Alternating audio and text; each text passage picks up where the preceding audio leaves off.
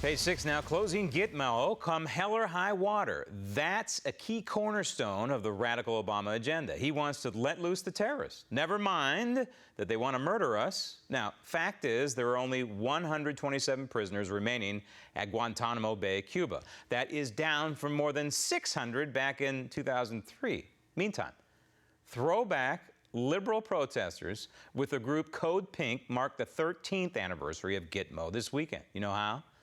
By protesting in Virginia in front of the home of former Vice President Dick Cheney.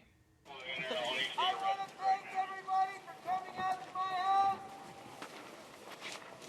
I'm telling you again, anyone inside the fence is risking getting locked up. Let's go. This is your last warning to leave. Off the property. Let's go. Thank you so much. I'm out on the street, please. Back up so they can get out. What's the little war amongst Americans? Thanks very much. Arrest Dick Cheney! Arrest Dick Cheney! Arrest Dick Cheney! You control, but you ain't gonna do it. Arrest Dick Cheney! I do it all over again. What time are these people due back in the Haight-Ashbury in San Francisco? So these radicals view Cheney as the man responsible for the creation of Gitmo, therefore he is evil. Okay, Code Pink, why don't we house these terrorists in your homes, Meantime, the radical Obama agenda continues forward. Joining me now, Community's digital news columnist, political commentator, and Daily Ledger contributor, T.J. O'Hara. T.J., we're going to get an earful of the Obama radical agenda, as I call it, in about a week with the State of the Union, which begs the question, do we really need the State of the Union the way it is right now? Well, I don't think you do. I mean, we have Keeping Up with the Kardashians, which is already a bad form of reality TV, and that's pretty much what the State of the Union has degenerated to over the past several administrations. The reality is the president has a right to deliver a State of the Union, actually a responsibility to deliver a State of the Union to Congress, but not necessarily on television or in front of the joint chambers. There have been 233 States of the Union delivered. Only 98 have been in front of the joint chambers, and we made the first 158 years without television. So you take a look at what's happened.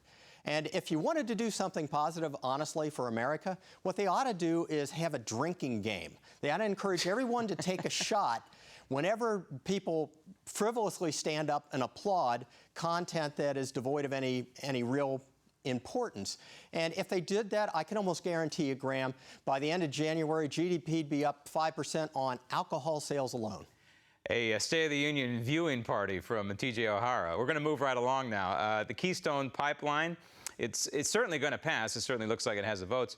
Not quite that veto-proof majority, but pretty darn close for what they call a divided House of Representatives and Senate.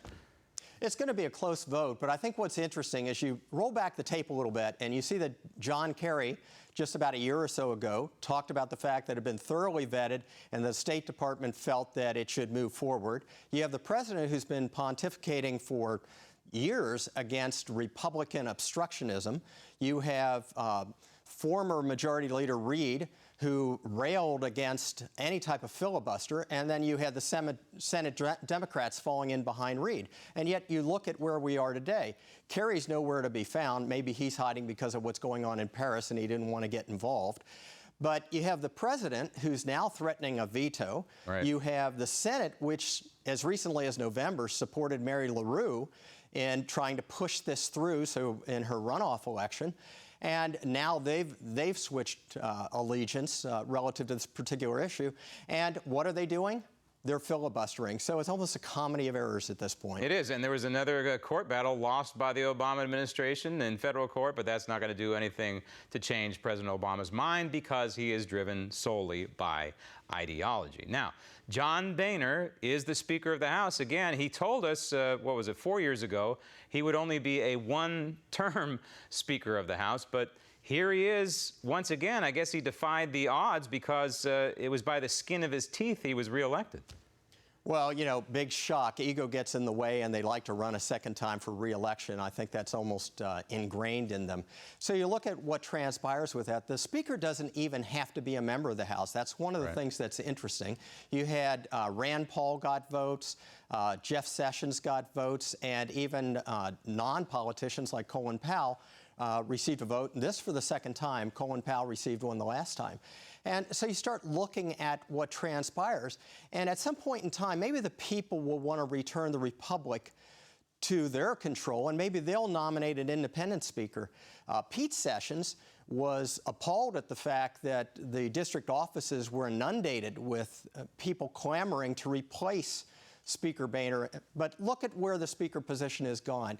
You no longer have to be qualified. And if you don't believe that, Speaker Boehner got 216 votes and Nancy Pelosi got 164, and I don't think I need any more evidence than that. I say Donald Trump for Speaker of the House. That would loosen things up a little bit.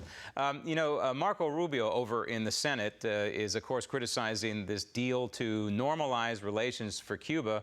And I understand completely, because the deal is not going to do anything to normalize life for Cubans in that country. Well, I think there's a point to that. He says that his only focus is on democracy for Cuba. That's not going to happen until the Castro brothers both pass into another world. Right. And the reality is what you have is you have a young senator with limited experience outside of politics who has presidential aspirations, who's starting to build a platform on the basis of condemning the acts of the sitting president. What could go wrong with that scenario? Sounds like we've been here before. Yeah. So are you for this normalizing relations with Cuba? I think there's an opportunity done correctly to do it. I think this administration hasn't shown any proclivity from a foreign policy standpoint to be able to execute that type of a strategy. And I think they gave a lot away in this time. But I think there are greater threats to us, and there are areas that we should be paying more attention. Iran just supported countries in South America, and on the oil crisis that's coming up, on the price of oil and so forth, and we're not doing anything with that. I think that potentially is a greater threat to us than Cuba is today. Well, I just wish that we would embark on a crusade to give the Cubans their freedom, because clearly this deal does none of that. TJ, thank you. You're welcome.